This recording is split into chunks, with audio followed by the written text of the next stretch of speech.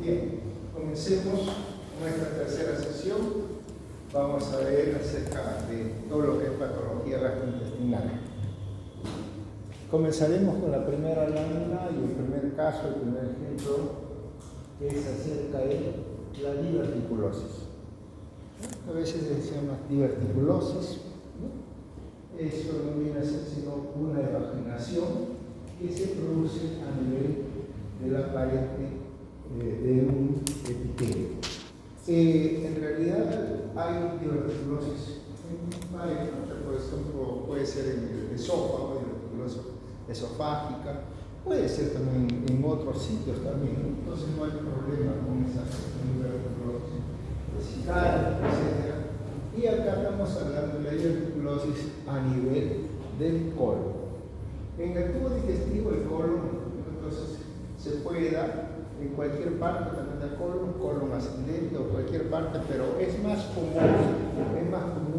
que a nivel del colon descendente, sobre todo a nivel del colon sigmoide recto. Ahí es donde sucede más común es este número de evaginación. Este número de evaginaciones se va a dar pues porque se produce una serie de alteraciones durante el proceso de maduración de la persona, que generalmente se encuentra más en hombres que en mujeres y por encima de los 50 años de edad.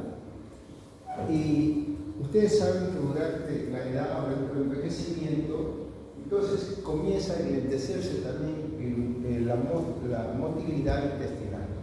Entonces muchos pacientes mayores ya comienzan a presentar cierto grado a veces de constipación, ¿no? Eso hace pues esto hace que agregado a esta constipación se da también que los pacientes la dieta es bastante deficientes en fibra, ¿no? Muchos carbohidratos, poca fibra, ¿no? Y eso también todo hace que disminuya un poco la motilidad intestinal. Entonces, en el trayecto, en todas esas sustancias de residuo que hay en el colon, entonces se deshidrata un poco y se endurece, de tal manera que el paciente, cuando va a los servicios, genera un aumento de la presión, va a generar un aumento de la presión, sobre todo a nivel de colon sigmoide. Y en ese aumento de presión al aumentar esta presión, hace que la mucosa, ¿no?, en una parte muy débil de la muscular se protruya y hay una protrusión o una formación sacular. Esta formación sacular es lo que se denomina como divertículo, ¿no? Ahora, estos divertículos pueden ser divertículos primarios o pueden ser también divertículos secundarios. Los divertículos primarios son aquellos que es una afección congénita en la cual el niño presentan estas lesiones. Pero la diferencia está que estas formaciones saculares en el divertículo primario está con todas sus capas completas. Así tenemos que, por ejemplo, si esta es la mucosa, aquí tenemos el bolo mucosa, la muscular de la mucosa, la submucosa, la muscular y la serosa. En el divertículo primario, toda esta capita que es la muscular debería estar acá, rodeando a toda esta estructura sacular. Esa es la primaria. En la secundaria no. En la secundaria entonces hay una deficiencia de todo esto, de toda esta capa muscular, la cual se va adelgazando y tiende hasta desaparecer en el trayecto de esta formación sacular. Muy bien, entonces habíamos dicho pues que esto se da por encima de los 50 años de edad, por su consumo, por alimentación bajos en fibra, no bajos y esto pues provoca pues un estreñimiento o una constipación. Entonces, ¿qué es lo que sucede a la de una constipación? ¿Por qué se forma esto a nivel de la mucosa? ¿Y cuál es el punto débil que se produce en la pared intestinal para que se pueda protruir o se pueda entonces formar esta formación sacular? Esta evaginación se produce a nivel de la capa muscular. En la capa muscular siempre todo no está completamente unido, ¿no? Hay una zona en la cual se debilita esta capa muscular y es la zona donde ingresan los vasos sanguíneos y sobre todo estos vasos abdominales, los vasos rectos, ¿no? Estos vasos es allí, donde es la zona donde viene la rama mesentérica y sobre todo los vasos rectos es lo que se produce al entrar los vasos acá. Entonces, esta unión muscular, poco que la deja libre. Entonces, al producirse el aumento de la presión, entonces acá aumenta la presión y que señala hacia todos los lados. Y esto al encontrar acá una pared muscular poco debilitada, se produce la protrusión de la mucosa en su totalidad. Esta protrusión de la mucosa. Eso es lo que da lugar a esta divertículo. Esta diverticulosis, ¿no? Estamos hablando acá, ¿se puede complicar? Sí se puede complicar, ¿no? Se puede complicar, algunas veces esto queda como una formación sacral, queda como si esto fuese, pues, como si eso fuese un apéndice secano, porque el apéndice también a la final es un saco, ¿no? Y eso puede. Entonces ustedes ven ahí, bueno, letra con fibra, es más compacta, mayor presión, y esta mayor presión es una alteración del tejido conectivo en la zona de la pared, y se produce pues esta diverticulosis, ¿no? Ese se produce. Entonces, al producirse esto, generalmente eso se da, como dijeron, personas mayores de los 50 años, ¿y qué cosa es lo que me va a producir esta lesión? Esta lesión, cuando se ha producido, entonces muchas veces pasa desapercibida por los pacientes. Entonces, el 80% a veces el paciente no sabe que tiene esta diverticulosis. Y eso a veces se muere el paciente y nunca sabe si se tiene diverticulosis. Solamente uno sabe que ha tenido esto o tiene o padece una diverticulosis cuando se hace un estudio adicional, un estudio de repente radiográfico con contraste y encuentra esta formación sacral, ¿no? Esa es una cosa. Y la otra es cuando hay una complicación. Esta cavidad diverticular, esto se puede complicar. Esto pues acá en la luz intestinal es donde circula todo lo que es los materiales de desecho orgánico. Por lo tanto, y también miles y miles y miles y miles de bacterias que hay propias de este organismo. Esto pues, entonces, esto acá también, como es un fondo de saco, entra y sale las heces, entra y sale las heces. En algunas de ellas, en algunas veces y en algunos pacientes, esto se puede compactar y puede provocar una lesión, una inflamación a este nivel, y es, al producirse esa inflamación, es lo que conocemos como diverticulitis, ¿no? Diverticulitis. Ahora no estamos hablando, porque yo solamente le estoy diciendo para que ustedes sepan nada más, pero lo que nos compete a nosotros ahora es la diverticulosis, no las complicaciones, ¿no?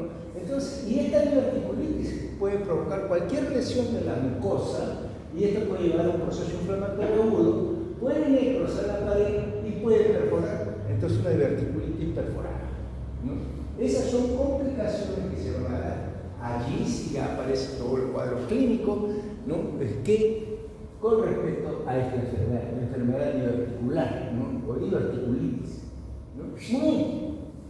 Entonces, ¿qué es lo que sucede en los pacientes? Le había dicho que gran parte de estos pacientes no presenta sintomatología. Sin embargo, en otros sí la presentan. Bueno, acá está también ya escrito todo lo que hemos dicho y todo lo que se ha explicado, ¿no? En la cual se refiere que la protrusión sacular de la mucosa de la pared muscular del colon, protrusión ocurre en los sitios donde ingresan las arterias, los vasos rectos a la pared, ¿no? Son las áreas delimitadas. El tamaño puede ser de 5 a 10 milímetros y afecta al 50% de la población mayor de 50 años. Alrededor del 20% es lo que presenta en sintomatología. Le había dicho que el 80% no presenta sintomatología y se puede hasta morir y nunca saber que tuvo este tipo de lesiones, ¿no? Pero cuando se presenta esta sintomatología, entonces sí, pueden algunas veces presentar cierto tipo de molestia que esté en relación con el dolor abdominal, con el tenesmo, con la sensación de hinchazón, de abdominal, ¿no? Distensión abdominal, y todo es un proceso. A veces cambio en la rutina también de la evacuación, ¿no? Algunas veces puede presentar diarrea, otras veces constipación, y todos estos cambios que se pueden dar en este tipo de pacientes cuando presentan algunos síntomas con diverticulosis, o sea, no diverticulitis, ¿no? Cierto malestar nada más pasajero que creo. Muy bien. Otro grupo, como dice, pueden presentar complicaciones. Unas complicaciones que pueden dar, ya llegar, como le he dicho también, a la diverticulitis. ¿Sí? Macroscópicamente, entonces, ¿qué es lo que encontramos? Es una formación sacular, ¿no? O evaginación, por formación sacular por evaginación de la mucosa, ¿no? De la mucosa colónica a través de la pared, a través del músculo, ¿no? De la capa muscular, ¿no? Esto formando esta forma de ciego, y esto pues el tamaño, como digo, puede ser de 5 milímetros o 10 milímetros de tamaño. ¿Bien? Y que se caracteriza por la marcada disminución o ausencia de la capa muscular. Bien. Esto desde el punto de vista histológico, ustedes pueden ver ahí entonces toda esa evaginación que se ha producido en esta lesión. Tenemos la capa, la mucosa, toda la mucosa superficial. Esta es la capa muscular. Y miren ustedes la capa muscular, la forma, miren ustedes, parece una botellita y parece un matraz, ¿no? Esos frascos que ustedes de repente han podido ver en laboratorio clínico, que es un matraz, ¿no? Hay un aspecto de un matraz, muy bonito. Y este de acá, tienen acá, en la parte de donde está la evaginación, la capa muscular tiende a ser hasta media hipertrófica. Pero ¿qué es lo que sucede posteriormente? Esta capa muscular se va adelgazando y se vuelve una pequeña cinta, como una tenia, esos parásitos que hay en el organismo algunas veces se vuelve como una tenia muscular, todas estas, llegando hasta desaparecer, muy delgadita, llega hasta desaparecer. Aquí vamos a ver entonces en las fotos siguientes partes, ¿no? Tanto de la parte el lugar de evaginación, la parte del cuello, la parte de las paredes y el fondo. Vamos a ver cómo es que se va produciendo estos tipos de lesiones. Bien, ahí tienen ustedes entonces la mucosa superficial sin componente inflamatorio, no hay acá inflamación. Aquí tenemos la muscular de la mucosa y la submucosa, ¿no? Esta capa es la muscular y hasta cierto punto, en el lugar donde se va a producir esto, media una zona media hipertrófica, ¿no? Nada más, el resto es normal. Bien, y en el otro lado también igual, miren ustedes, comparativo ahora, cómo se ve esta capa muscular, y conforme va bajando, conforme se va produciendo esta protrusión o evaginación, miren la capa muscular cómo comienza a adelgazarse. Cómo comienza a adelgazarse y cómo comienza como una cinta, ¿no? Como una cinta, acá tiende hasta desaparecer en este fondo, es como una cinta.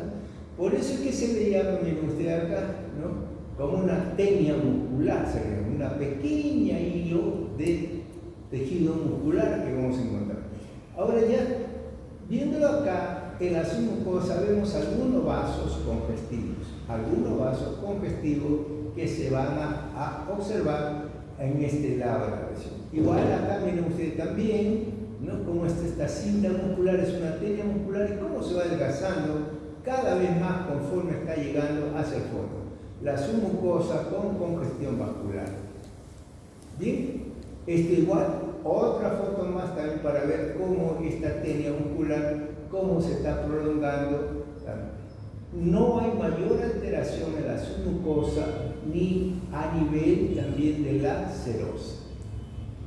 Este es el fondo, y miren el fondo, ya, miren acá, está cierto, está desaparecido esta tenia muscular, sigue llamando la atención solamente en estos lados es la congestión vascular. Y por supuesto, pues porque es por allí donde ha pasado estos vasos rectos, ¿no? Y eso es lo que hace que haya en algunos lados, debido a la evaginación, estos signos de congestión.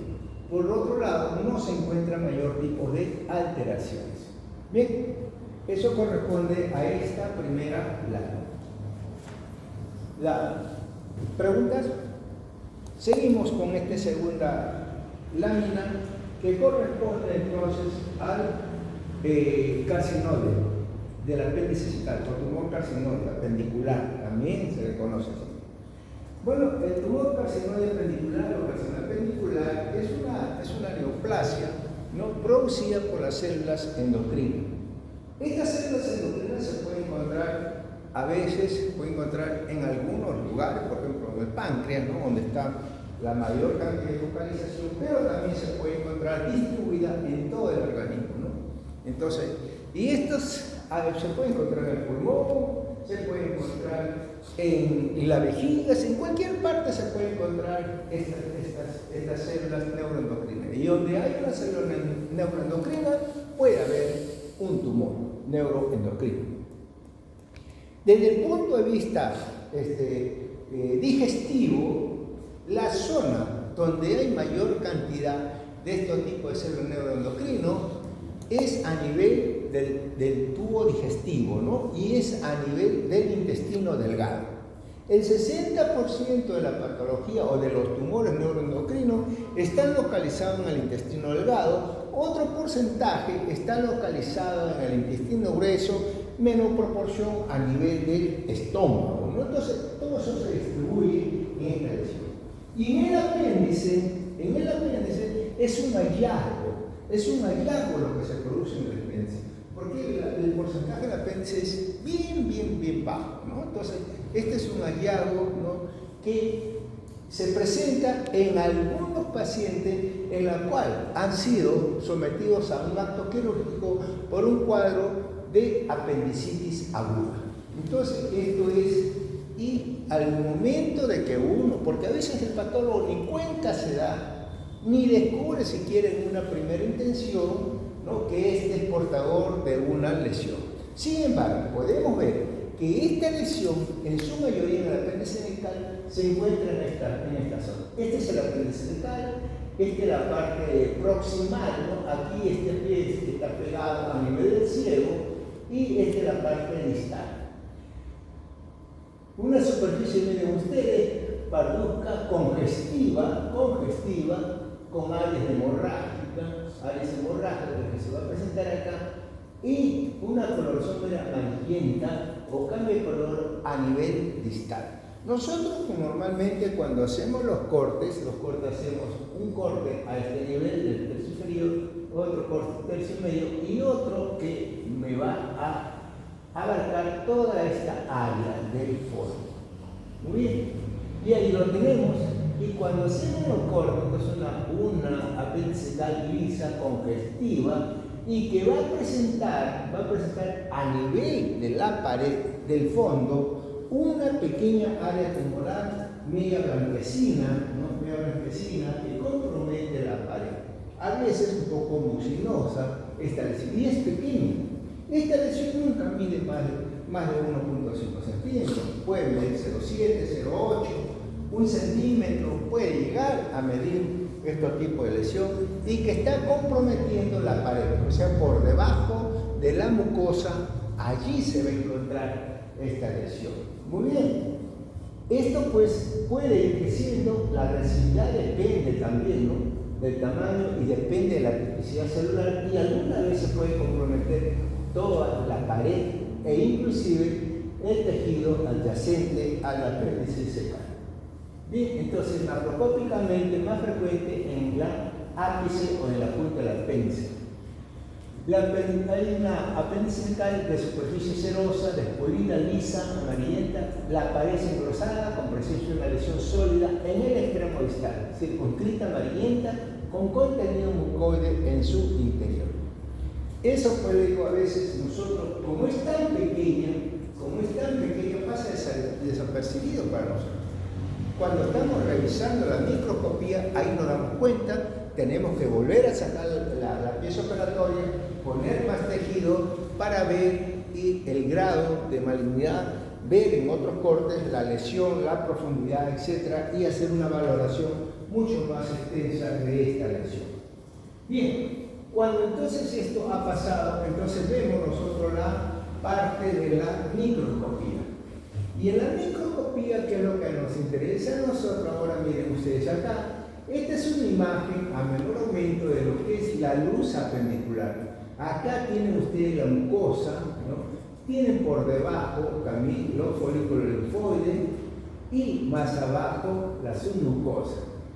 Entonces, ¿qué es lo que vemos acá en esta pared? Si por debajo de este epitelio mucoso superficial encontramos todo este tejido casi uniforme, bastante profundo, ¿no? Todo esto nos llama la atención ahí a eso. Cuando vamos nosotros a otro aumento, vamos a encontrar igual, ¿no? Mira acá la mucosa, estos son los folículos linfoides, ¿no? Que van a encontrar en la mucosa, y por debajo de la mucosa encontramos este tipo de lesión. Una lesión en la cual histológicamente puede presentar una serie de patrones. Algunas veces, por ejemplo, aquí nos puede impresionar de lejos que puede ser medio granular o medio pseudo-granular. Es una característica de estos patrones. Otras veces vemos como una columnita, de repente puede ser trabeculada. También es otra característica, o sea, un patrón histológico que puede ser trabecular, puede ser granular, ¿no? Otras veces también puede ser a manera de isla, ¿no? Entonces de repente, o grupo de células, miren ustedes acá, que se pueda presentar estos casos, ¿no? De islitas de células tumorales neuroendocrinas.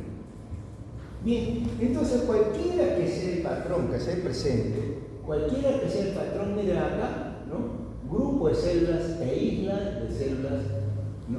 Neuroendocrinas.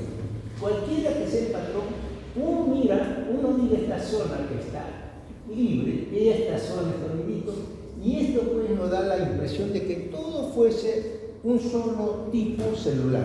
O sea, hay un monomorfismo celular, ¿no? Monomorfismo celular que hay esta célula. Cualquiera que sea el patrón, sea pseudogranular, sea trabecular, sea en nidos, sea en isla de células, está constituido todo por una monotonía celular, ¿no? O sea, son células, ¿no? Que nosotros vemos acá, esta celulita es muy parecida a la otra y a la otra y a la otra, todos son monomorfismo celular. Cuando vemos a otro aumento, así es, un monomorfismo celular, tenemos todas estas lesiones y están microscópicamente, entonces son células neuroendocrinas, ¿no? Que pueden formar islotes, pueden formar trabéculas, pueden formar glánulas o nidos. Cualquiera que sea su organización muestra monotonía celular. O sea, todas son casi igualitas, ¿no? Todas son. Aquí nada me llama la atención que para decir que este es un pleomorfismo. Muy bien, todas son iguales. Entonces, muestran monotonía celular, con escaso citoplasma. O sea, células monocelulares con escaso citoplasma. Y ese citoplasma es granular. El núcleo también puede ser núcleos redondos, núcleos ovales. Y las células contienen gránulos, estos gránulos que ocupan toda en el citoplasma, gránulos secretores que van a estar en el citoplasma. Son estos gránulos que a veces uno los manda a colorear, a hacer inmunohistoquímica, a ver qué tinción nos da. Nosotros tenemos la obligación de hacer un diagnóstico diferencial de esto, porque esto también tranquilamente podríamos decir, bueno, ¿y por qué no puede ser un linfoma, no? También, entonces teníamos que pedir estudio de inmunohistoquímica para poder verificar si esto corresponde a células neuroendocrinas o no.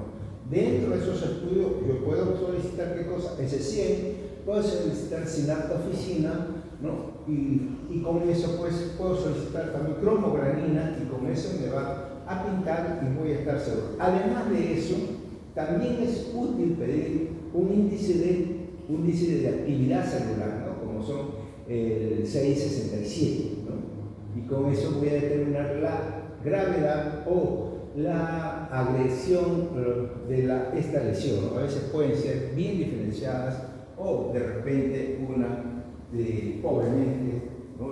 De acuerdo al índice de actividad celular, eso me va a dar también el grado de malignidad de esta lesión.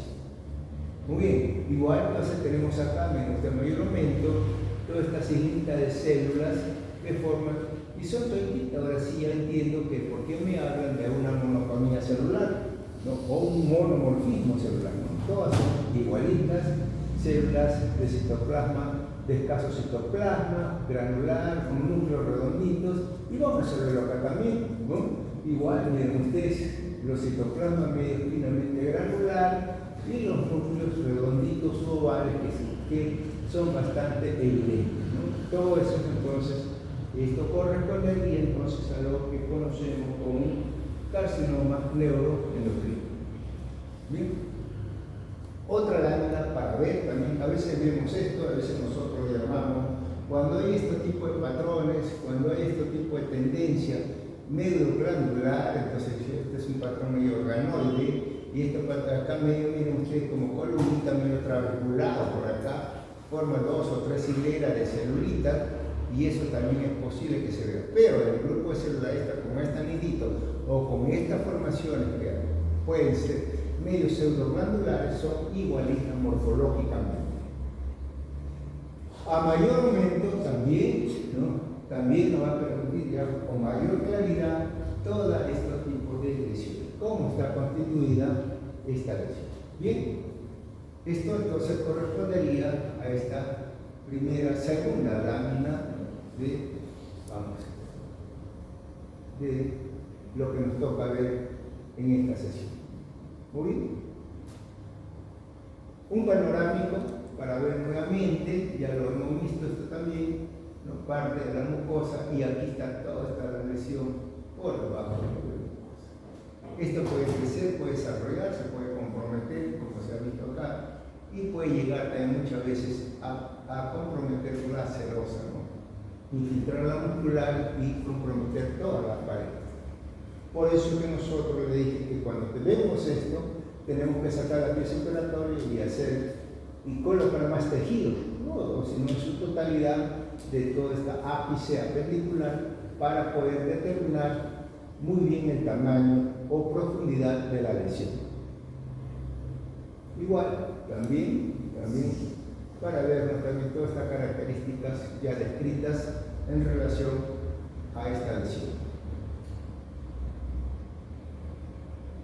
Un poquito cargada de la coloración, pero sirve también, ¿no? Un poquito cargada la coloración. Muy bien, entonces eso correspondería a esta segunda lámina. Doctora, disculpe, la manifestación clínica. Eso entra, ¿por qué le dije que entraba este paciente? Por una apendicitis. Un cuadro de apendicular. O sea, un cuadro, esto entra, es un hallazgo dentro del acto operatorio, es un hallazgo. ¿Por qué? Porque los pacientes hacen manifestaciones de apendicitis aguda, ¿no? Entonces, al hacer manifestaciones de apendicitis aguda, entonces es un hallazgo del acto operatorio, ¿no? Entonces, ahí se puede. Cuadro clínico, los pacientes, cuadro clínico específico de esta lesión no lo tienen. Ahora, ¿cuándo tendrá? Esto tendrá, sí, pero ¿cuándo tendrá esto? Cuando esta lesión produce un daño del epitelio, o sea, cuando ya compromete toda la pared, entonces ahí produce un daño al epitelio celular, allí recién podría presentar por lesión celular y daño vascular, presentar un cuadro clínico. Pero en general, este es un hallazgo. El hallazgo de todo paciente que presenta que hace un cuadro clínico por apendicitis. Ahí se encuentra esto, ¿no? Gracias, doctor. Ahora, el cuadro clínico de apendicitis, ¿qué cosa es? Malestar, dolor en el hipocondrio derecho, fiebre, ¿no? Entonces, y de acuerdo a la gravedad también, ¿no? que puede iniciarse con un dolor a nivel periumbilical, luego se focaliza a nivel de fosa ilíaca derecha y conforme va avanzando en horas la enfermedad, porque esto, la apendicitis usted sabe que comienza en casa y termina en sala de operaciones, ¿no? Entonces, conforme va avanzando en horas, la lesión también se va agravando. Una apendicitis sencilla se vuelve una apendicitis a veces necrosante, ¿no? Gangrenosa o con una peritonitis. Muy bien. Ahora vamos a ver otra lesión que está en relación con el carcinoma epidermoide del ano. Felizmente el carcinoma epidermoide del ano es una neoplasia maligna, ¿no? Poco frecuente, ¿no? Entonces, y que esto pues puede darle, es más frecuente en la mujer que en el hombre. Bien, esta lesión no es un tumor originado en el canal anal o en el margen anal, ¿no? El canal anal va desde el anillo hasta el borde anal, ahí va el canal anal, o sea, y el margen anal va desde el borde hasta 5 centímetros por fuera de esto, o sea, el margen anal 5 centímetros por fuera. Entonces todo eso corresponde pues a esta lesión.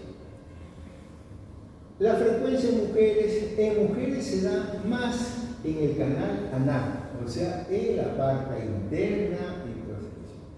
Y en los hombres más frecuente en el margen anal, por fuera. O sea, en los hombres a veces es más evidente la lesión, en la mujer es menos evidente esta lesión porque se encuentra dentro del margen anal. Esta lesión, bueno, esto ya pasa al conducto anal para saber simplemente que a veces aquí tenemos las células están cubiertas, ¿no? Aquí tenemos el esfínter externo, el esfínter interno y un epitelio columnar por acá y glandular y este epitelio escamoso, canal anal. Todo esto, pues toda la lesión se va a iniciar a este nivel del epitelio de la unión, ¿no? De la unión o el inicio del epitelio columnar. Acá lo tenemos también, miren que es muy bonito, y es como si fuese también, como se da esta lesión a nivel del cuello uterino, ¿no? En el punto de unión donde hay un epitelio escamoso y un epitelio columnar, ahí donde se produce todo este tipo de alteraciones. ¿Y qué tipo de alteraciones se van a dar? Por la causa de esto. Esta lesión antiguamente se decía que esta provocada por un proceso inflamatorio, ¿no? Un proceso de una inflamación crónica de data prolongada podía producir este carcinoma marginal. Luego se hicieron una serie de estudios y se comprobó que esto estaba asociado al papiloma virus, ¿no? Dentro de esta cantidad de papiloma virus, 16, 18, que puede provocar estos tipos de cáncer. Pero también se ha visto que este papiloma virus es del tipo 8, es quien produce esta neoplasia maligna del margen anal. Entonces, y esto se vio esta lesión y también a partir de que ya se supo que estaba asociado al papiloma virus humano, también ha cambiado la manera de tratamiento, ¿no? Entonces la manera de tratamiento también es muy diferente a lo que se hacía antes, ¿no? A veces eso hacía una gran operación o una erradicación de toda la parte del perineo, ¿no?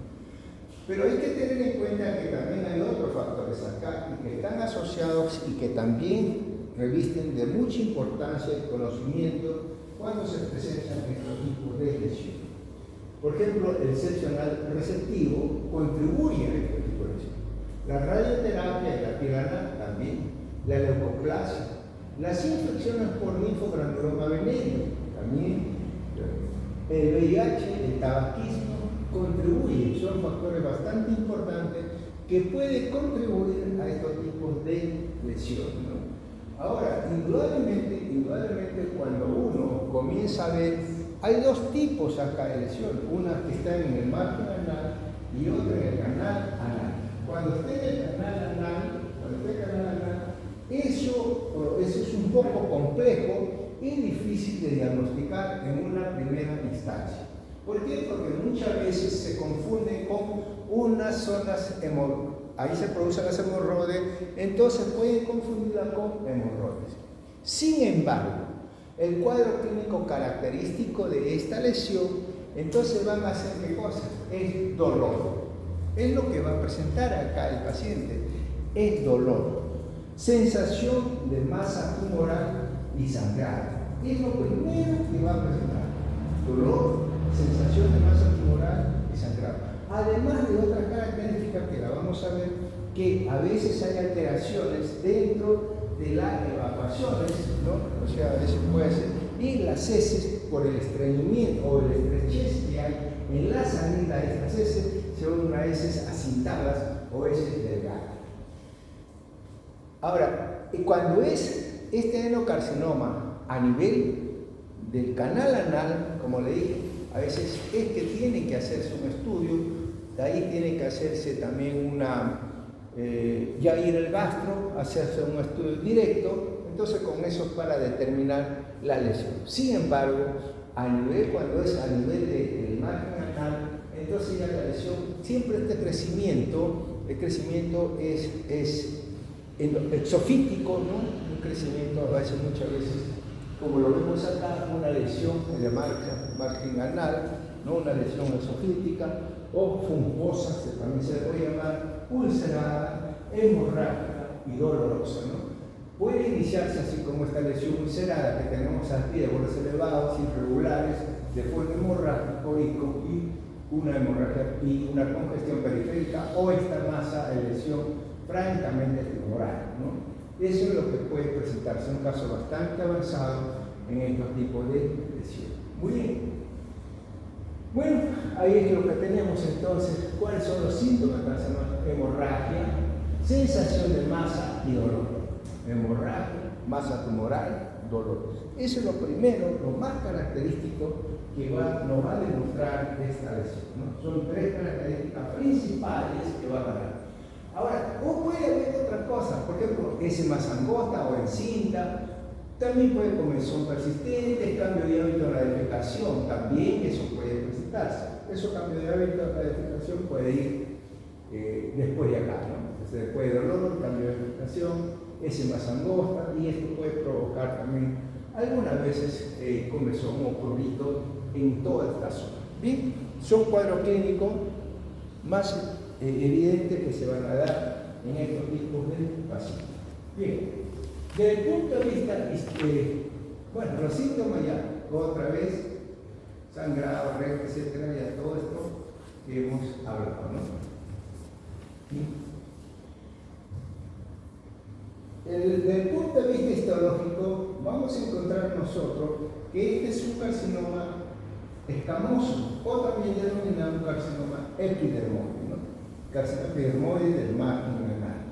Y esto es lo que es. Acá ustedes tienen, por ejemplo, el epitelio, o sea, la piel, la epidermis, ¿no? Con sus queratinas y su lesión, bueno, todo está, aparentemente todo está dentro de lo normal. Sin embargo, cuando vamos avanzando, aquí ya comienza esta lesión, una proliferación de células escamosas, ¿no? Esta proliferación de células escamosas malignas, a veces mientras no rompa acá, mientras no rompa la membrana basal, es un carcinoma en sí. A veces puede crecer y prolongarse como esta elongación, como un dedito, esto ya es un carcinoma microinvasor. U otras veces, cuando ya llega a desprenderse, por ejemplo, esta elongación llega a desprenderse y estar en el estroma o en las mucosas, entonces es un carcinoma ya infiltrante, ¿no? Y eso es lo que es esto. Entonces, esto pues, describiendo cuál es la lesión, es una proliferación. Otra cosa que me olvide para hacer después en su conjunto todo, esta lesión también puede presentarse en esta manera, zona de queratina, ¿no? O sea, a veces puede ser queratinizante, no queratinizante, propio de un carcinoma escamoso o un epidermoide. Bien, entonces, con todo esto ya, ahora sí puedo decir histológicamente por qué se caracterizan porque es una proliferación de células escamosas malignas, o si quieren queratinocitos malignos. Proliferación de células escamosas malignas, queratinizante, infiltrante, que puede ser queratinizante o no queratinizante. Y también pueden ser, ¿qué cosa?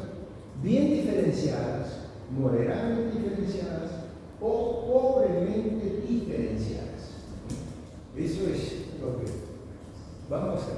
Miren ustedes acá, entonces, todas estas celulitas que ven son células escamosas malignas. Aquí ya está proliferando y acá está infiltrando. Proliferación de células, entonces, de células escamosas malignas, infiltrante porque ya infiltró. Queratinizante, tenemos en la queratina acá, queratinizante, ¿no? Ahora, esto bien diferenciado, moderadamente diferenciado o pobremente diferenciado, dependiendo de la lesión. Dependiendo de eso, a veces, la gran mayoría de estos son moderadamente diferenciados, pero algunas veces pueden ser gastritis mayor. Estas son queratinas, a veces puede haber también perlascórneas, ¿no? Y eso no va a decir mucho acerca de si es bien, mediana o pobremente diferenciada. Igual acá también, miren como vemos acá, todas son unas células cancerosas, malignas, infiltrando, ¿no? Acá dentro del estroma, dentro, por debajo y arriba aquí, infiltrando, ¿no? Y estas queratinas son aquí, que lo vamos a ver acá también igual. Y ahí lo tenemos, miren ustedes, así se ven las células queratinizantes, ¿no? Entonces forma queratina. Muy bien, es característico esto pues del carcinoma escamoso o también carcinoma epidermoide. ¿Alguna pregunta? Este es un panorámico, vemos el pie, vemos un entonces crecimiento de esta lesión y vemos cómo se va a proliferar todas estas células escamosas malignas, para luego llegar también y a infiltrar todo el estroma, ¿no? Bien. La otra lámina corresponde a la úlcera péptica, ¿no? La úlcera péptica también, úlcera gástrica, puede ser gástrica o puede ser también duodenal, ¿no? Entonces son las úlceras. A veces también puede presentar el esófago, pues, ¿no? Pero la más frecuente las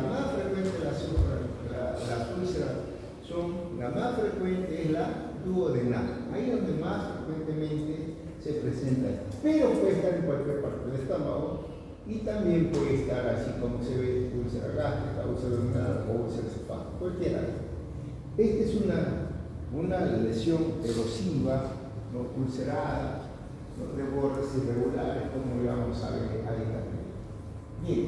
Esta lesión, ¿no? Entonces se define como una pérdida de la integridad de la mucosa del estómago o del duodeno, que produce un defecto local o una excavación a causa de una inflamación activa. Esta úlcera a veces uno le llaman que fuese una lesión cráter, ¿no? Que tiene una lesión con una formación de cráter. ¿Y por qué formación de cráter? Porque toda la mucosa superficial se ve comprometida. Entonces, al ser comprometida, entonces hay una gastritis crónica erosiva. Todo esto se forma, esta gastritis crónica erosiva, que forma una cavidad. Esa cavidad es muy similar al cráter. Esto está asociado muchas veces, dentro del factor etiológico, está asociado al Helicobacter pylori, ¿no? La primera causa de todo esto es el Helicobacter pylori, es lo que se asocia.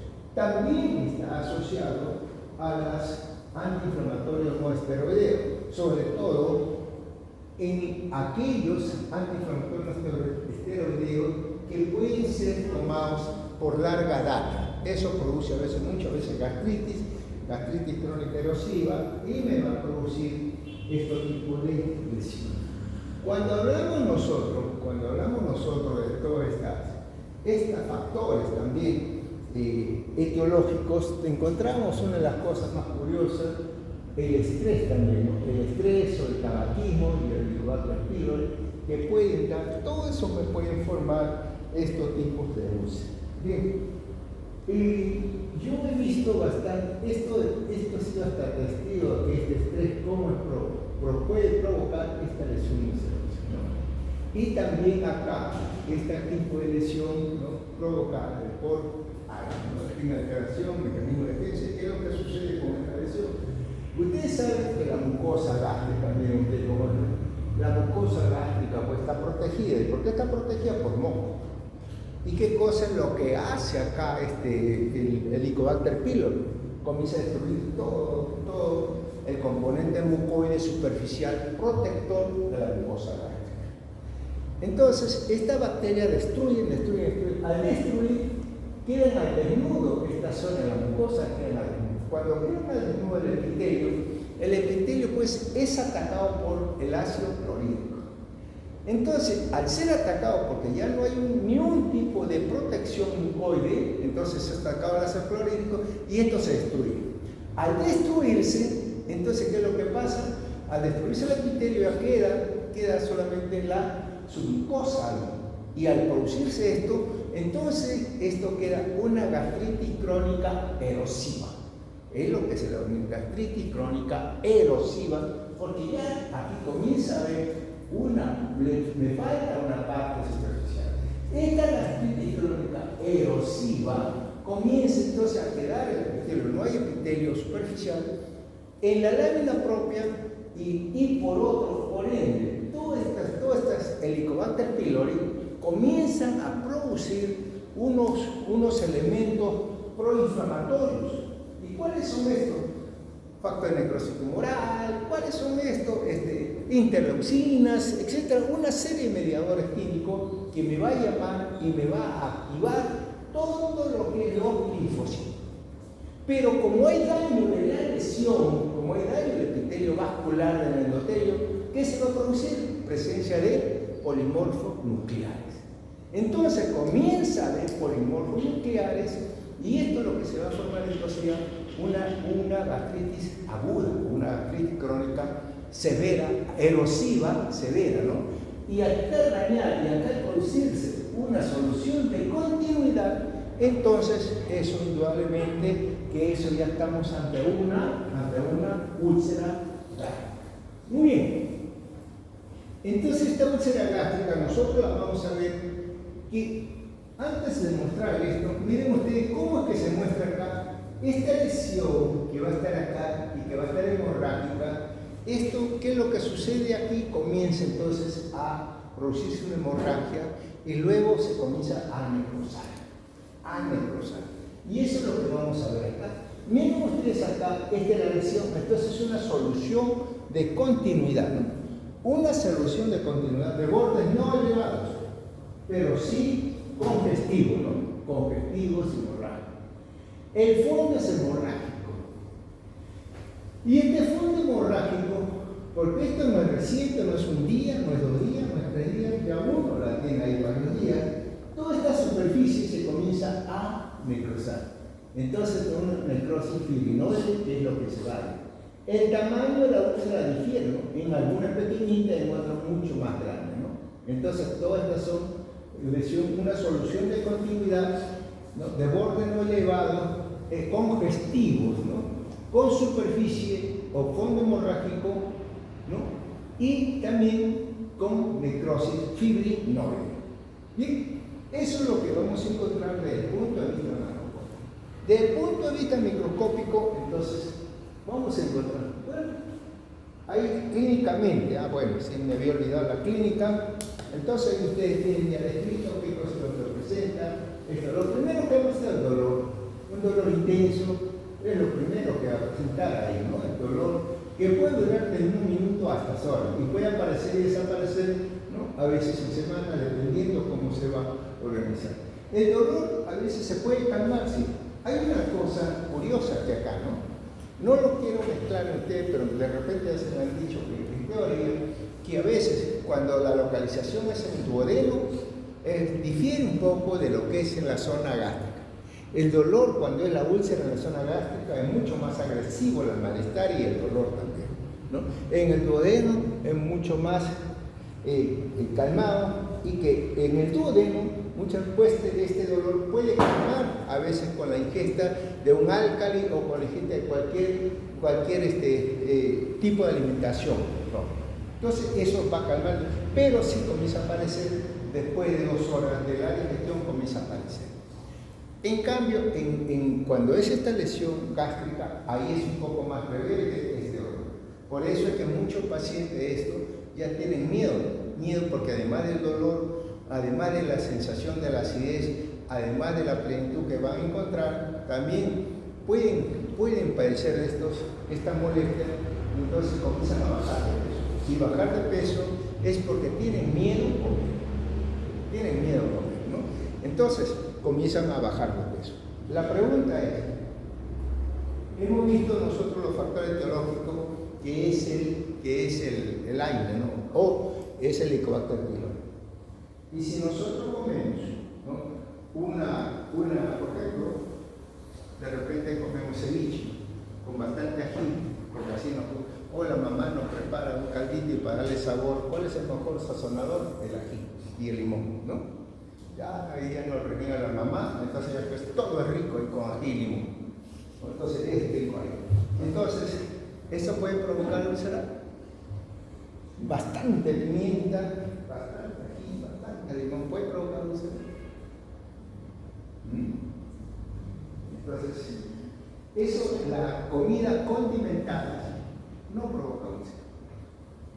La comida condimentada no provoca úlcera. Pero sí, cuando hay esta lesión ulcerosa la agrava, ¿no? Entonces, si yo tengo una gastritis crónica erosiva o una gastritis crónica severa, comer esos tipos de alimentación sí me agrava la lesión. Pero no son culpables directos, no es un factor etiológico que me pueda provocar la úlcera. Pero sí, agravar la lesión, sí, ¿no? Y eso lo hacemos nosotros inconscientemente muchas veces, después de una juerga, ¿no? ¿Qué cosa? Un ceviche. Y bastante ají para que nos pase la cruda, ¿no?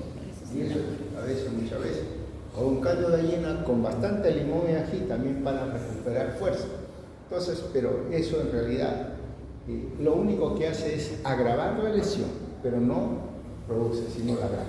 Muy bien, entonces ya tenemos todo esto y vamos a ver desde el punto de vista histológico. Ahí está, miren ustedes, entonces la forma de un cráter. La forma de un cráter es eso, ¿no? Ahora, le digo, esta lesión ulcerada que se presente en esta mucosa, en el epitelio mucoso, puede presentarse en el esófago, una lesión es similar. Puede presentarse en la piel, una lesión es similar. O donde haya una úlcera, toda esta úlcera histológicamente es muy similar en el punto de vista histológico. Y eso es lo que vamos a describir ahí. En esta úlcera vamos a tener un borde de úlcera, aquí, borde de úlcera, perdón, esta es la mucosa, borde de úlcera acá, borde de úlcera, fondo de úlcera, este es el fondo de úlcera, y este epitelio que está por debajo del fondo de úlcera, que está compuesto por una serie de elementos neutrofílicos, ¿no? Un infiltrado inflamatorio agudo o neutrofílico, y más abajo el tejido de granulación. ¿Y por qué decimos esto? ¿Por qué? Porque esta lesión no tiene un día, esta lesión no tiene 2 días. Cuando se produce un proceso inflamatorio agudo, al cuarto día, quinto día, al primer día, digamos, aparecen ¿qué cosas? Los polimorfos nucleares. A las 48 horas, ¿quién aparecen? Los macrófagos. A las 72 horas o las horas que sigue al cuarto día, quinto día, comienza a aparecer los fibrocitos. Se comienza a conocer la fibrosis, las yemas vasculares para provocar, entonces, ¿qué cosa? El tejido de granulación. O sea, comienza el proceso reparativo, ¿no? Y eso es lo que vemos acá. Esta es la úlcera, este es el borde de úlcera, este es el fondo de úlcera. Y en el fondo de úlcera tiene usted una lesión rosada pálida con muestra de hematíes ahí. Todo esto es necrosis. Toda esta zona es necrosis fibrinoide. Esta zona moradita que ven acá está constituida por infiltrado inflamatorio leucocitario, ¿no? Leucocitario entremezclados aquí con hematíes. Por debajo, miren ustedes, ya ven, esta zona ya comienza, aparición acá, de elementos inflamatorios crónicos, cuáles son los linfocitos, macrófagos, célula plasmática, fibrosis, yema muscular y formación también de lo que es acá el tejido de granulación. Y toda esa secuencia es la que se va a producir en este tipo de lesión. Bien, y ahí tenemos también, por otro lado, miren ustedes acá entonces el epitelio superficial, sin embargo, a nivel del borde de úlcera encontramos ya alteración del epitelio gástrico, ¿no? O sea, ahí vamos a encontrar lesiones erosivas, infiltrado inflamatorio, o una gastritis crónica activa, severa, ¿no? Con congestión. Y ahí ya comienza el daño, y aquí hay daño, aquí hay epitelio, aquí ya no hay epitelio. Bordamiento, entonces toda esta es la zona ulceral. Superficialmente la primera capa, necrosis fibrinoide, ¿no? Todo el tejido necrótico con fibrina y con componente hemático también. Este ya el tejido fibroso que está ahí hacia el fondo. Congestión, infiltrado inflamatorio agudo. Miren ustedes el fondo, entonces todo es la parte superficial del fondo de úlcera constituido por primera capa, ¿qué cosa es? Necrosis fibrinoide, ¿no? Luego, ¿qué sigue ahí? Sigue un infiltrado inflamatorio leucocitario o neutrofílico, acompañado de hematitis. Luego que sigue ahí una tercera capa de ya aparición en esta tercera capa de linfocitos, célula plasmática, macrófagos, fibrocitos y tejido de granulación hacia abajo. Vamos a seguir viéndolo y ahí tenemos a mayor aumento todas estas áreas de necrosis con hematitis entremezclado, la zona leucocitaria, el infiltrado leucocitario, también bastante llamativo en esta sección. Y lo vemos ahí a menor aumento y todos los hematíes, cómo están entremezclados los polimorfos nucleares con hematíes, ¿no? Capilares, congestivos y hematíes extravasados. Esta es la zona moradita o la zona violácea que se ve en menor aumento. Esta es la zona, miren ustedes ya hemos visto esto, ahora vamos a ver esta zona acá, esta zona de fibrosis que hay. Y acá ya es posible ver por debajo de esta lesión ulceral, miren vaso sanguíneo, y todo estos componentes fibróticos.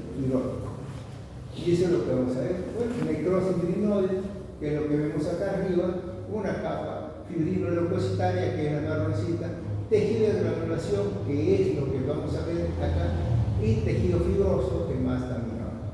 Pero no hay que olvidar que aquí también en esta capa, para proponer ahí, que hay también todo el componente inflamatorio que aparece, ¿no? Linfocitos, células plasmáticas, macrófagos, etc. Muy bien. Entonces, todo esto, y acá tenemos ustedes, ya pueden ver, entonces todo esto vacío, todo esto huequito, todo estos espacios blancos, ¿qué cosa es? Capilares. Todo esos espacios blancos es capilar. Y todo este tejido alrededor es fibrosis, tejido de granulación, ¿no? Entonces, eso es, y eso se ve en todas las úlceras, se ve así. Entonces, esto acá es mucho más evidente, porque también tiene el tiempo, el componente, el tiempo de reparación también se va. Entonces tienen ustedes ahí ya toda la capa de una úlcera. Bien, ¿preguntas? Sí. El componente que se encuentra más cerca del lumen es componente, infiltrado de leucocitos, pero de inflamación aguda. Y más profundo sería crónico, por linfocitos. Esta zona es más superficial. ¿Qué cosa es?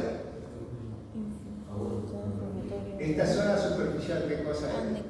Le habíamos dicho que esto va a una zona hemorrágica, que es una hemorrágica, luego se va a necrosis fibrinoide. Por debajo de la necrosis fibrinoide, toda esta zonita, ¿qué cosa es? Infiltrado inflamatorio agudo, leucocitario o neutrofílico. Eso es. Por debajo de esto, ya qué cosa viene acá, fibrosis, tejido de granulación, esto es, con aparición de una serie de células. Las células son linfocitos, plasmáticas, macrófagos, etc. Todas esas son esas células que van a encontrar en esta capa. ¿No? Esta es la fibrosis y estos son los vasitos, algunos dilatados. Todo estos huequitos que ustedes ven son capilares. Tejido de granulación constituye todo eso. ¿Está bien? Pasamos a otra lesión, y esta es el adenocarcinoma de colon. Muy bien, esta es otra lesión también maligna, ¿no? Que se va a dar más en hombres que en mujeres, y el adenocarcinoma de colon, ¿no? A veces puede ser en el colon ascendente o también en colon descendente. En el colon ascendente a nivel del ciego, y en el colon descendente se puede presentar muchas veces a nivel del recto sigmoide, ¿no? A veces usted lo puede encontrar en su libro como adenocarcinoma del sigmoide o recto sigmoide. Así lo describen ahí por su invasión y su localización que vamos a encontrar. Muy bien. Esta lesión tiene un punto de origen. Si bien es cierto, hay factores, múltiples factores, pero generalmente el punto de origen más importante, ¿cuál sería para ustedes? ¿Cuál sería para ustedes, donde si quiere el factor más importante que me va a provocar esta lesión? ¿Cuál sería? Ahorita han estado, creo, en teoría, ¿no? ¿O no? ¿No? ¿Cuál sería? Esto sería entonces las lesiones elevadas. ¿Y cuál es la lesión elevada que se puede transformar en cáncer? Son los adenomas. Entonces, es el pólipo adenomatoso. Sería el punto de origen de esta lesión, el pólipo adenomatoso. Ahora, el pólipo adenomatoso, todo pólipo adenomatoso, ¿se puede transformar en cáncer? No. Hay muchos pólipos adenomatosos que no se transforman en cáncer. ¿De qué depende entonces esto? Depende del tamaño del pólipo. A veces son pólipos que pueden medir 0,8, 0,7, 1 centímetro, 1,5. Esos, a veces la transformación a cáncer es muy compleja, muy difícil. Sin embargo, hay otro tipo de pólipos que superan los 2 centímetros o los 2,5 centímetros. Esos son los que se van a transformar en cáncer. Entonces ahí tenemos que tener en cuenta todo ese factor. Ahora, ¿por qué le digo esto? Porque estas lesiones elevadas comienzan a aparecer también en las personas después de los 50 años, comienza a aparecer eso. Por eso es que se requiere, ¿no? O se sugiere a todas las personas pasadas esta edad, vayan donde su gastro, se haga un examen, una colonoscopia. ¿Para qué? Para detectar la presencia de estas lesiones elevadas o estos pólipos. Estos pólipos pueden ser de diferentes tipos. Puede ser pólipo hiperclásico, pólipo adenomatoso, pólipos inflamatorios, pólipo cerrado, etc. Puede ser diferentes tipos de pólipos. Y cualquier lesión elevada detectada en un examen endoscópico debe ser extirpado. Cualquiera que sea debe ser extirpado. Si es un pólipo adenomatoso, entonces automáticamente usted está bloqueando que este pólipo adenomatoso se convierta en cáncer. O sea, ya previno una transformación maligna. Entonces, como ya usted sabe que ha tenido un pólipo, el médico mismo le va a decir, bueno señora, venga usted dentro de 2 años o 3 años para hacerle otro tipo de examen y vamos a ver. Si de aquí a cabo de 2, 3 años, 4 años le citan otra vez y le detectan otro pólipo, otra vez hay que sacarlo. Pero si ustedes lo dejan, no, ahora sí nomás, bueno, de aquí entonces va a pasar unos años más, ¿no? Y de repente puede hacer que ese pólipo adenomatoso se transforme en cáncer. Porque el pólipo adenomatoso, todos los pólipos adenomatosos tienen displasia. Ustedes ya saben, ¿no? Todos los pólipos adenomatosos tienen displasia, que puede ser displasia de bajo grado, displasia de alto grado, o un carcinoma in situ, y si rompe la membrana ahí va a ser glandular, un carcinoma infiltrado. Entonces hay que tener bien en cuenta esta lesión. Por eso es que decimos, además de todos los factores, el factor más importante, ¿no?, etiológico de esta lesión son los pólipos, sobre todo los pólipos adenomatosos, y sobre todo aquellos de mayor tamaño, mayor de 2 centímetros, que pueden estar originados. Ahora, esta lesión, aprovechando ahí también la macroscopía, esta lesión entonces puede darse a nivel del colon ascendente a nivel del ciego. ¿Y por qué a nivel del ciego? En el nivel del ciego, el diámetro del colon ascendente es mayor al diámetro del colon descendente, ¿no? Entonces, aquí hay una cosa. Cuando crece esta lesión a nivel del ciego, entonces tiene un gran espacio. La sintomatología no va a ser evidente. Crece esta lesión fungosa, digamos así, ¿no? Y los residuos alimenticios que van a pasar pueden lesionar la superficie del epitelio. Esto se puede erosionar y puede entonces verter gotitas y gotitas de sangre hacia la cabeza. Son entonces una hemorragia microscópica lo que se puede producir. Y cuando se produce esto, ¿qué es lo que sucede con el paciente? El paciente comienza a anemizarse. Y uno no se da cuenta de esto, ¿no? Por eso es que muchas veces, en los estudios preventivos, también se recomienda, todo paciente después de 50 años debería hacerse, ¿no?, un examen de heces, téveno en heces. ¿Y para qué? No va a ser por gusto. Es para detectar si hay sangre oculta o no en heces.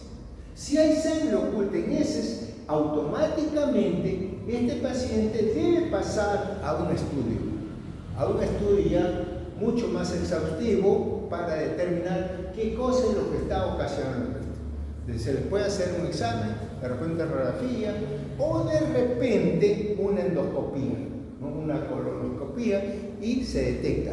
Podemos encontrar lesiones elevadas o podemos encontrar a nivel del duodeno ya francamente una lesión maligna. Eso es lo que se detecta. Ahora, eso es con relación al colon ascendente. Entonces, colon ascendente, entonces tenemos el crecimiento por su anchura, que es el crecimiento fungoso y es más anemizante. En el colon descendente, que también, o sea, en el sigmoide, que se puede encontrar esta lesión, entonces el diámetro es menor. Las lesiones que se van a dar acá también puede ser de repente una lesión maligna, y como el diámetro es menor, entonces esto va a ocupar con menor tiempo toda la cavidad del colon. De tal manera que esta lesión puede romper la pared y puede ingresar, miren ustedes acá, es una lesión ya que está comprometiendo la mucosa, la mucosa, acá tenemos la pared, y sin embargo, miren ustedes esta lesión, ¿no?, ya comprometida. Esta lesión, al comprometer esto, y como el diámetro es menor, es una lesión estenosante, o sea, que el diámetro disminuye a ese nivel. Y como acá tenemos una lesión elevada, miren ustedes acá, una lesión elevada, ¿qué hace con las heces que pasan acá? Entonces comienza a raspar y comienza también en un inicio a sangrar. Pero aquí ya hay ciertas alteraciones que sí son más evidentes acá. Entonces hay, de repente, paciente cursa con diarrea, cursa con estreñimiento. Aquí puede haber, y a veces no le hace caso al paciente, que dentro de las heces hay un hilito de sangre y no le hace caso. ¿Cuándo le hace caso acá? Cuando hay una rectorragia. ¿Cuándo le hace caso? Cuando ya comienza a sangrar o a botear sangre. Ahí recién comienzan a ir al médico, y cuando el médico encuentra una lesión, bueno señor, usted tiene una neoplasia ulcerada de bordes elevados, irregulares, estenosante. ¿Por qué? Porque ha disminuido la pared.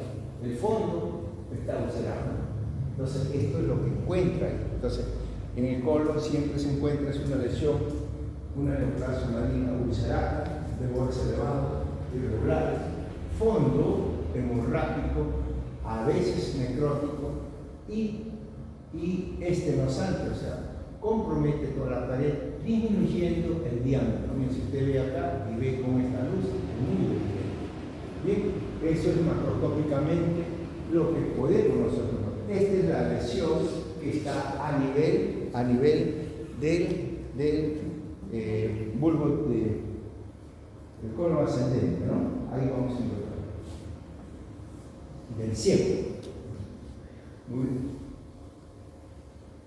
Sin entonces hematopesia, cambio de hábito defecatorio, anemia, estreñimiento, diarrea, cólico abdominal. Esto comienza a pasar y comienza a aparecer después, ¿no? O sea, comienza a aparecer entonces con ya debilidad, cansancio, pérdida de peso, como siempre, pero esta debilidad, este cansancio, se da ya en los casos más avanzados, ¿no? Y la pérdida de peso también en los casos avanzados. ¿Por qué? Porque algunas veces estos pacientes casi nunca presentan o nunca se han dado cuenta de este sangrado, ¿no? No se dan cuenta y bueno, pero pasan desapercibidos. Pero siempre es bueno a veces, ¿no?, ir al médico para no pasar ahora actualmente en nuestra época con el avance tecnológico que hay en la medicina, entonces tranquilamente ya se puede detectar estas lesiones. Muy bien, pasamos entonces a qué cosas, pasamos a la histología. Indudablemente que esta es una lesión, ¿no?, que hay una proliferación del epitelio glandular. Cuando nosotros hablamos de una lesión elevada o un pólipo, esto también tiene cierto tipo de características histológicas, que puede ser tubular, puede ser velloso o puede ser túbulo velloso. Esas son las características que vamos a encontrar en estas lesiones también. Bien, y ahí lo vemos entonces, vemos acá una zona de la mucosa donde todo el epitelio es aparentemente sano. Aquí no vemos nada, ningún tipo de alteración. Este es el epitelio, la muscular de la mucosa, la submucosa, la capa muscular y parte de las células por acá. No encontramos nada, entonces muy bien, perfecto.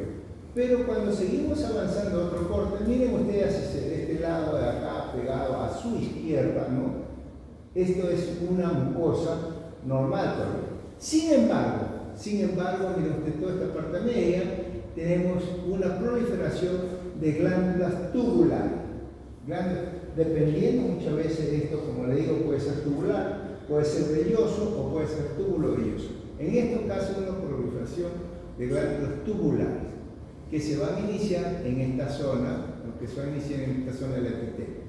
Infiltrado inflamatorio crónico. Ahora, miren este epitelio y miren este otro, porque lo vamos a ver ahorita, vamos a verlo más grande. Miren cómo es la característica de estas celulitas en relación a esta otra celulita. Y acá lo vemos. Miren ustedes acá, este es un epitelio normal. Entonces, gran cantidad de células caliciformes que vemos acá, ¿no? Células, pues, estas células, ¿no? Y del núcleo basal. En relación con esto de acá, miren ustedes. Acá ya no hay estas células acá. Entonces, y acá, todas son, y los núcleos tampoco ya no son basales, son irregulares. Y una gran proliferación, entonces, acá, de estructuras glandulares tubulares, ¿no? Y estos van a estar revestidos por células neoplásicas. Esta célula neoplásica que compromete todo el espesor glandular, todo el espesor, con pseudoestratificación, vemos ahí pseudoestratificación y compromiso de todo el espesor de la pared.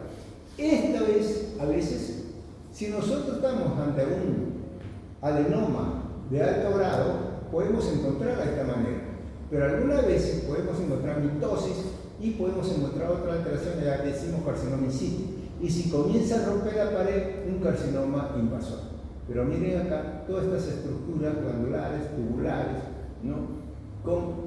Miren acá, es mejor todavía la proliferación de células neoplásicas, ¿no? Con formación pseudo estratificado y que compromete toda la pared, con presencia de mitosis, como ven acá. Aquí también ya comienza una alteración en nuestra lesión, igual también acá. Pero estos son las que nos llaman la atención mayormente este caso. Bueno, ya no hay vuelta que darle. La tipicidad global que se va a ver, a diferencia de otras células, que son más atípicas, son células completamente pleomórficas con presencia de mitosis atípica, con compromiso de toda la luz de toda la pared de la glándula, ¿no? Ahora, esta lesión todas estas estructuras tumorales puede presentarse o invadir la submucosa, ¿no? Y la muscular. En este caso invade la muscular. Algunas veces puede pasar también hasta la serosa y llegar, ¿no? Puede pasar a la serosa y también extenderse por fuera de la lesión. Algunas veces encontramos, acá yo no he visto en la lámina, pero puede haber también tromboembolia, ¿no? Linfática o linfohemática. ¿Bien? Esto es todo lo rosadito que cose la muscular.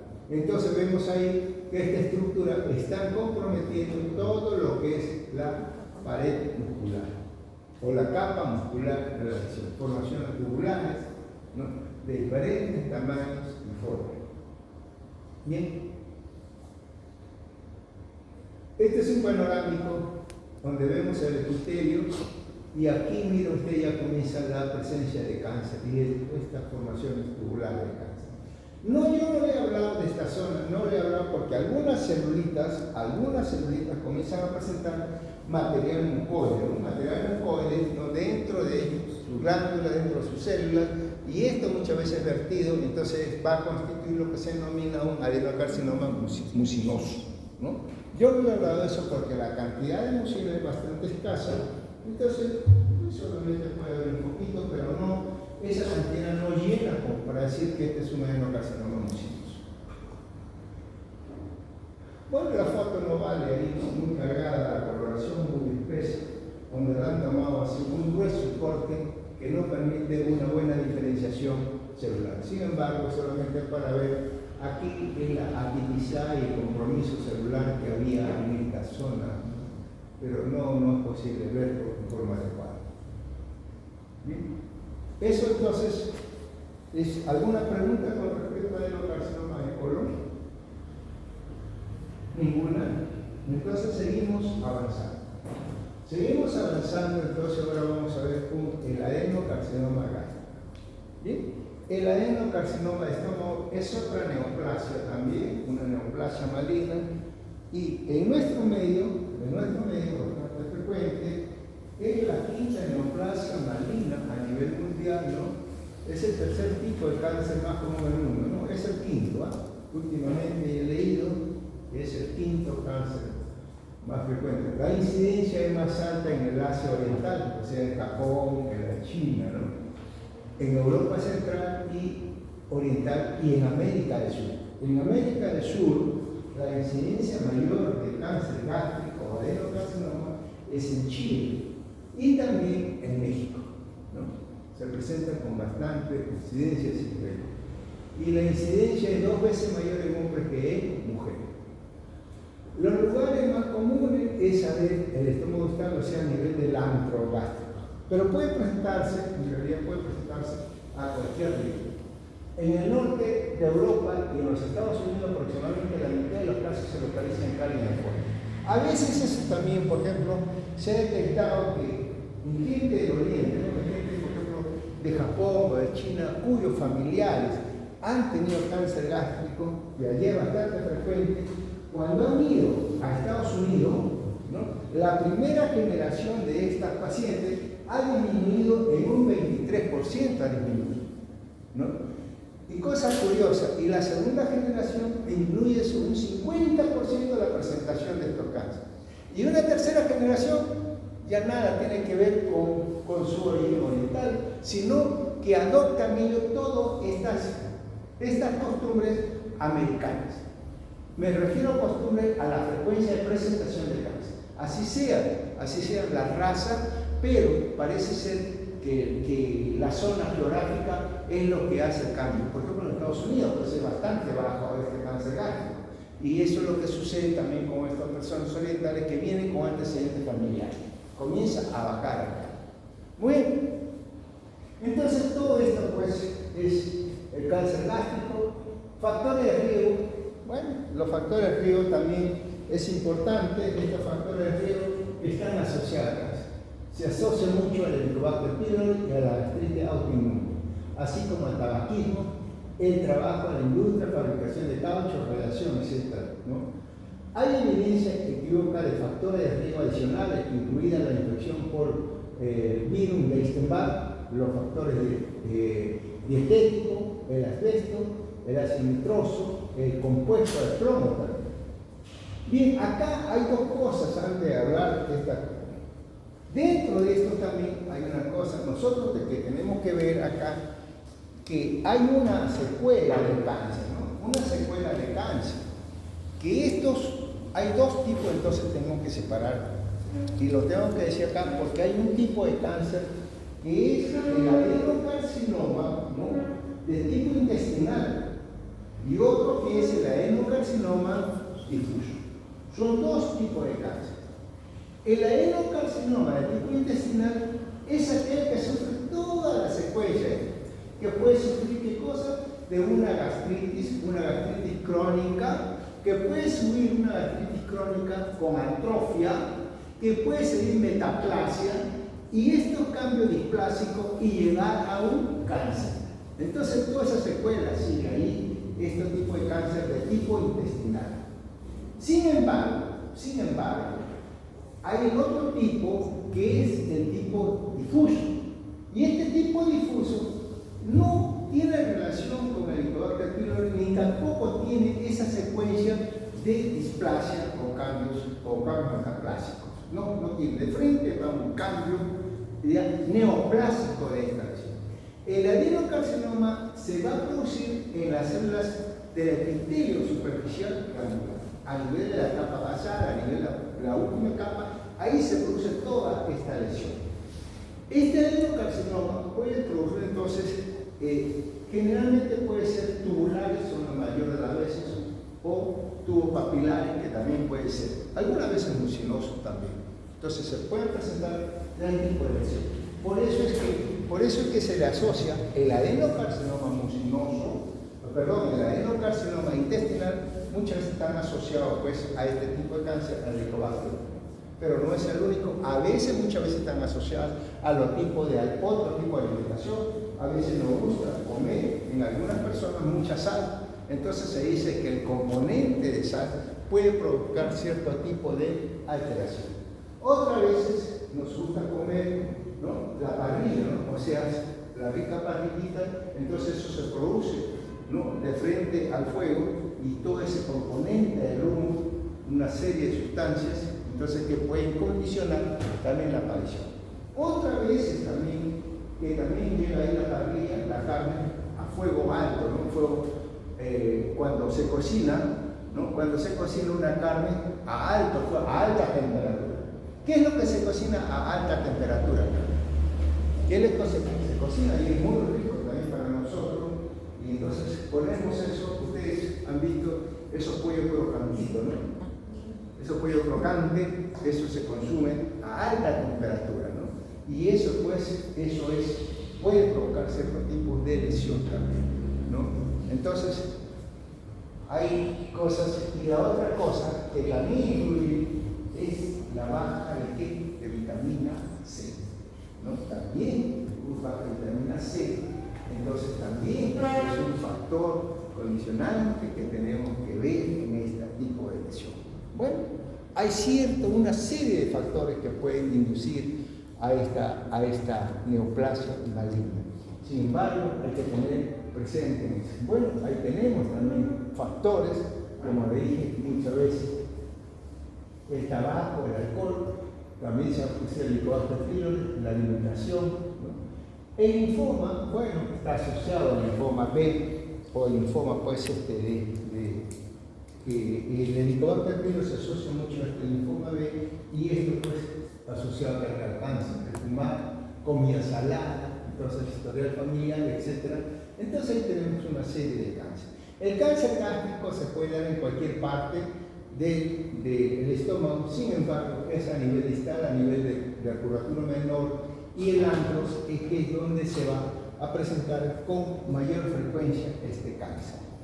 Algunas veces, como le dije, puede ser de tipo intestinal, otra vez de tipo difuso. Bien, estos cánceres gástricos clínicamente a veces en las fases iniciales, tenemos la fase inicial del cáncer y una fase tardía del cáncer.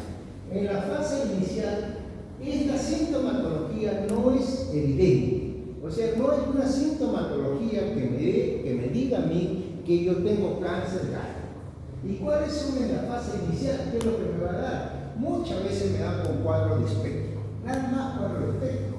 Entonces es la síndrome, todo es síntoma en general, pérdida de peso, dolor abdominal, dispepsia, saciedad temprana, vómito, y esto, pues, pero todo esto es en general. Pero en la parte inicial, generalmente puede ser asintomático, en la parte temprana, o sea, por eso en la fase inicial, cuadro dispéptico. A veces, sensación de plenitud, sensación de acidez, ¿no?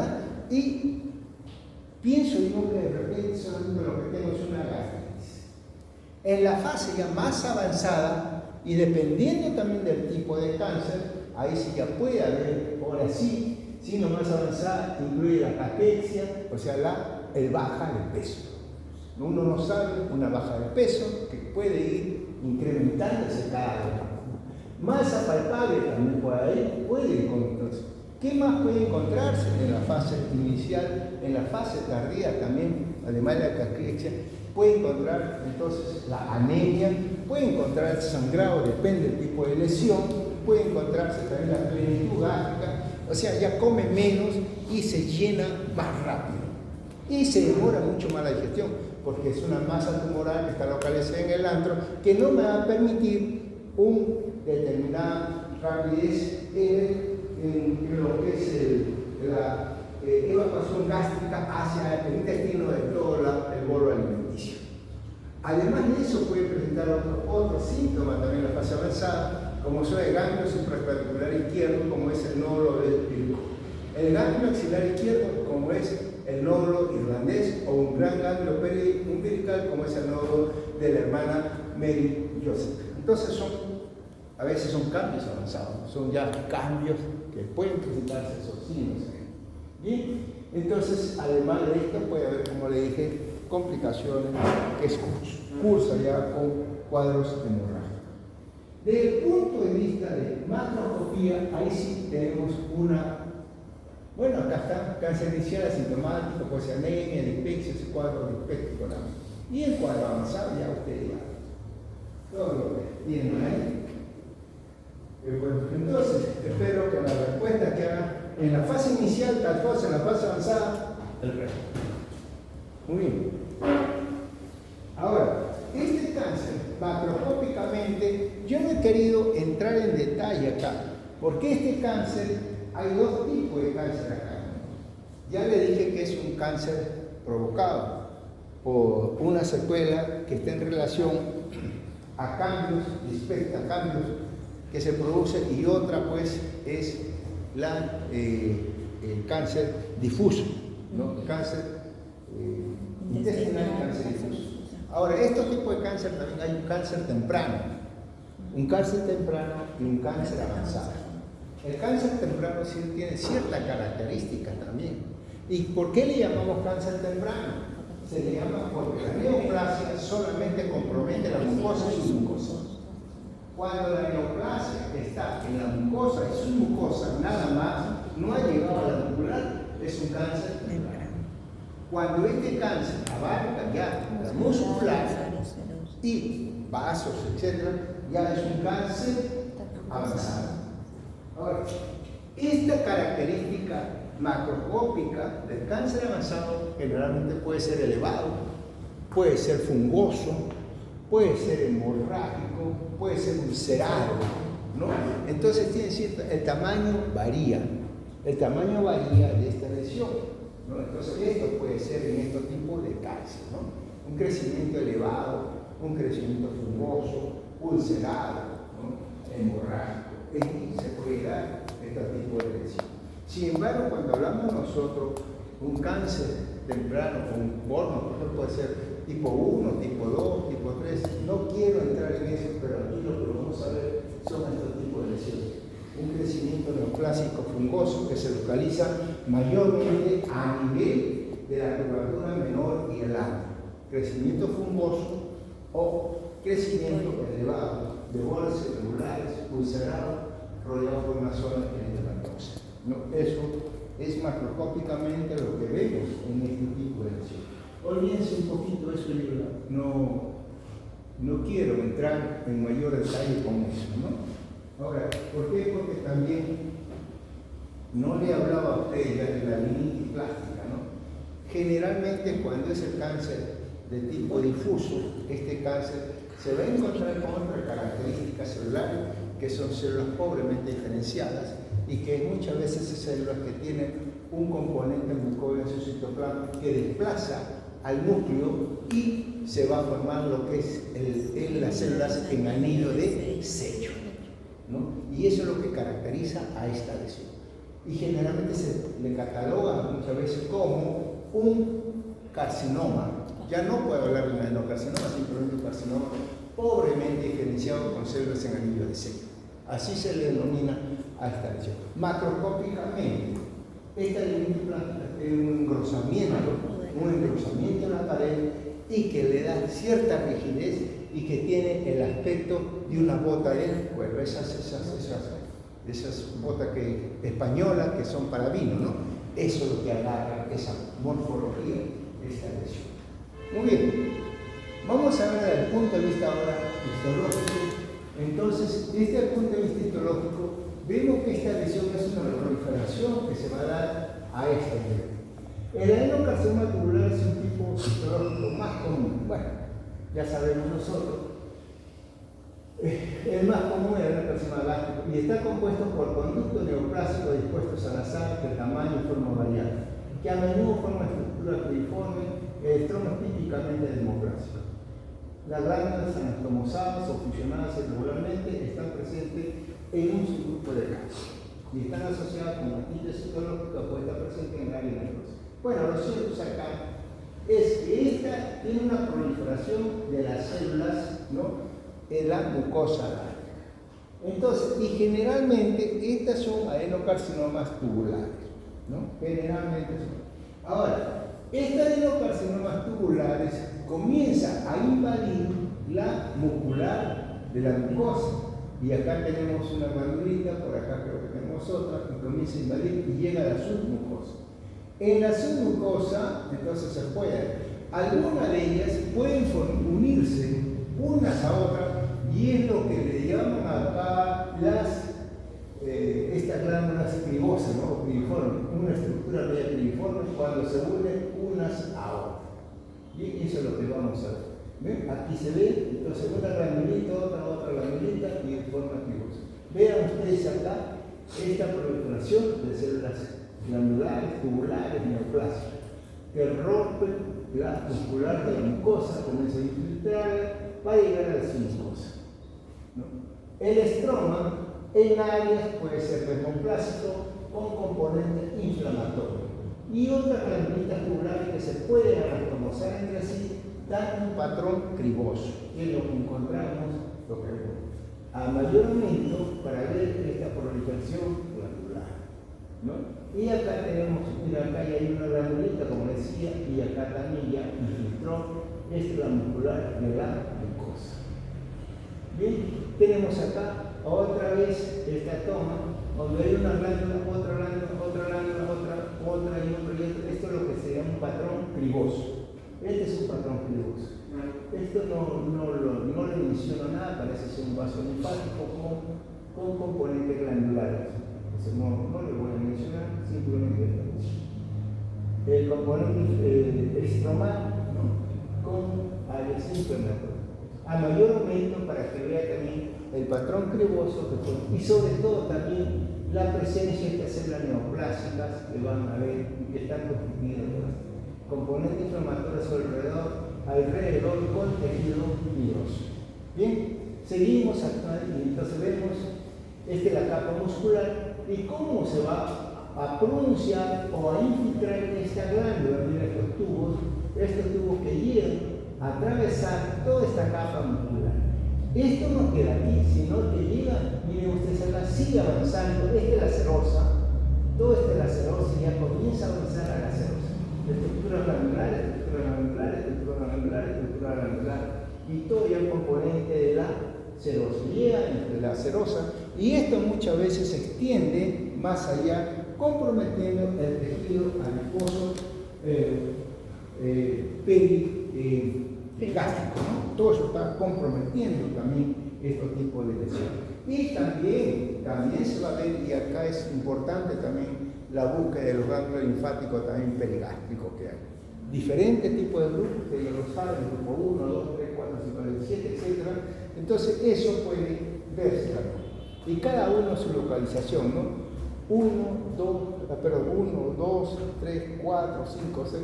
Es curioso ver, porque hay hasta mnemotecnia, cuando ustedes quieran aprenderse la localización de estos ganglios. Muy bien.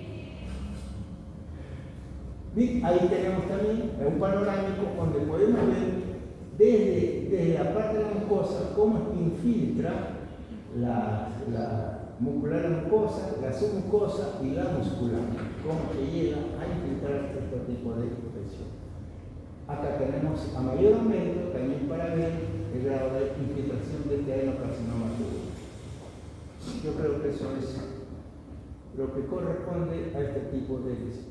Mayor aumento para ver en un área de desmosoma, un área con alteración desmosómica del estroma y formaciones, uniones de algunas estructuras glandulares.